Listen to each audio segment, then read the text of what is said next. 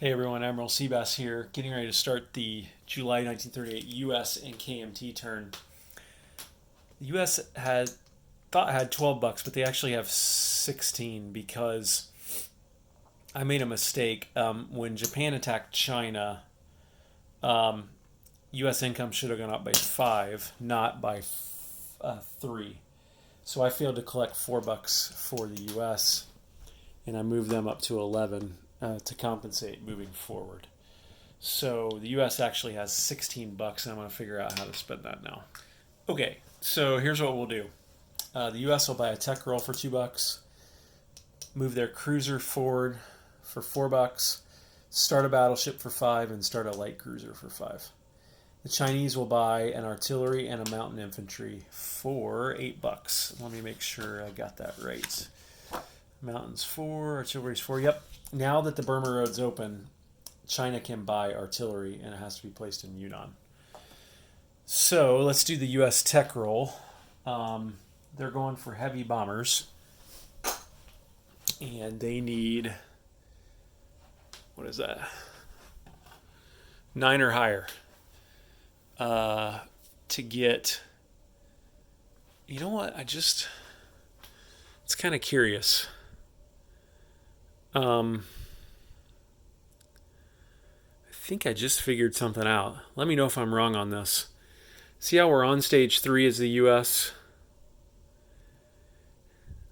I've been reading it that where you're on is what you have to roll to move to the next one. But the way this looks, it's like this is what you roll to put it on unless you're the U.S. and you already had it. And once you're here, you have to roll this to move it forward to here. So now they only need an 8 or higher. That's how I read that. Did I miss any of these other ones up, or is that the only one that's like that? That looks like that might be the only one that is like that, where to get the last one on heavy bombers is less than to get the first 3. Interesting. Okay, so the U.S. needs 8 or higher to get heavy bombers. And they got it. They even would have had it if it was 9. So U.S. now has heavy bombers. Combat moves. I thought long and hard, and it's not worth it for China to get too stretched out on these coastal territories. So they're only going to attack this one here. And we're going to come in with this artillery.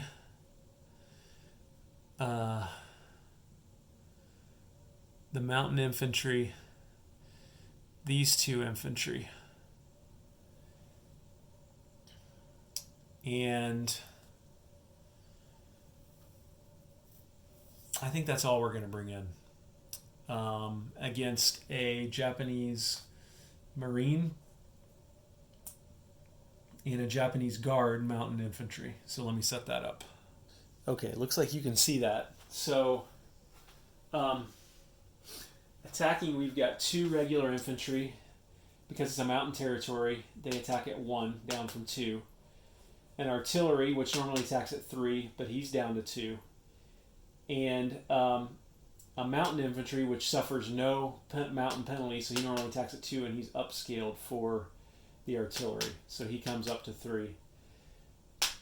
Japanese Marine defends at 4, and Japanese mountain infantry normally defends at 5, but since he's a guard unit, he defends at 6. That's a +1. Okay, so first strike for the artillery, 2 or less. Oh, there's a hit.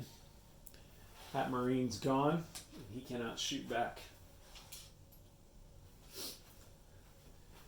Okay, 2 Japanese infantry at 1. Both miss. 1 rolls a 12, which means he runs away and retreats. So let me chip him out. And he will have to go back to Hunan. Put that back in Hunan so I don't forget that he retreats. And then finally a mountain infantry at 3. And he misses. 1 Japanese mountain guard infantry at 6 or less. Misses. Okay. Japanese infantry at 1, miss. Artillery at 2, miss. Mountain infantry at 3, miss. That's a 5. Nobody retreats. Japanese mountain guard infantry at 6. That's a hit. So this infantry will be eliminated. And now do you press on? If you were the Chinese,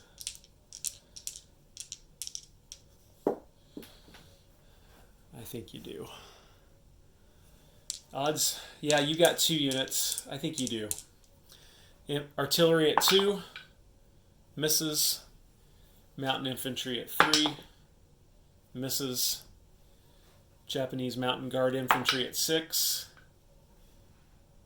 he hits. So there's your Chinese artillery, and now I think you call it off. If you are the Chinese. Okay, somewhat disappointing attack there for the Chinese. So this mountain infantry will go back here, and this Japanese mountain guard infantry will go there, and they will keep that territory.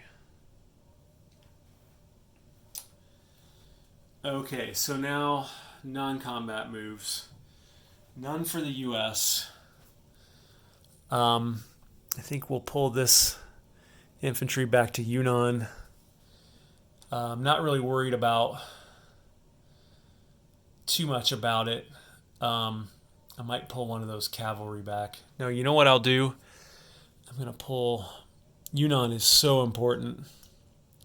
I'm going to pull one, or actually 2 of these guys back to Yunnan. Just cannot lose that because it's my Lend-Lease lifeblood. Back to there.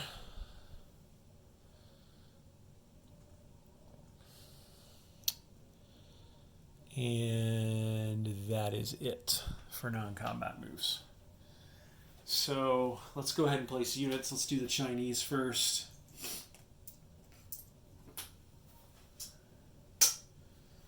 They will put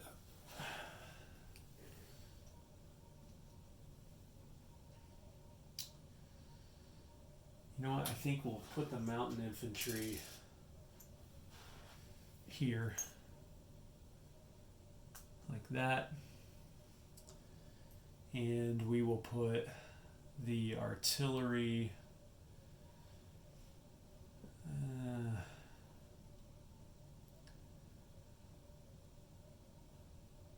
put the artillery in Yunnan just to be safe. Right there. Okay, in the U.S., so it's pretty much all Navy. So this $5, we'll pick this battleship up, put him here. This $5 will pick this light cruiser up and put him there. And this $4 will move that heavy cruiser to right there. All right, so, and I think no, nothing from the U.S. I think China's all set. Not going very well for China, is it? Pretty disappointing ability to counterattack, even with artillery and mountain infantry and everything else. So let's collect income. China will get $6, and you see their income dwindling before your eyes. So $6 for them. They really need Lend-Lease as much as they can get, and the U.S. will collect $11. So let's grab $11 for the U.S. They probably could might finish one of their ships next turn, or move one forward and do a tech roll. We'll have to see. Okay, that, my friends, is the end of July 1938. And we will do this, we will move to January of 1939. And it's starting to get real. Russia can now attack neutral miners in January of 39. And Poland, I think, gets some more units to start in January 39. And we're only one turn away from rolling for income increases for Russia and the Allies. And that's when things will really start heating up. So love this game, having a blast. Hope you guys are enjoying following it. Admiral Seabass signing off.